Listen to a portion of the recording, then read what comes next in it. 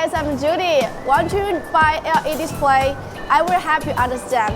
There are all kinds of LED displays such as LED display and softer flexible LED display, and that is splicing screen, flower type screen, monochrome and two colors display.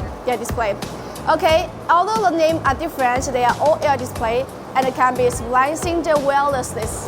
The biggest difference between indoor and outdoor UC is brightness and water resistance.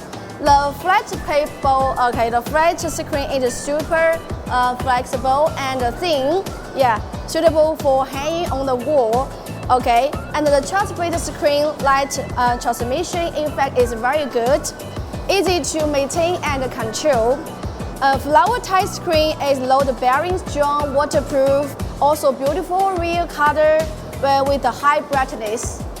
Each LED display scenario usage scenario is different, so when you choose and buy LED display, according to your budget, to choose some appropriate style for you. Okay, if you want to know more information about LED display, welcome to leave message in the comments. See you next time. Bye bye.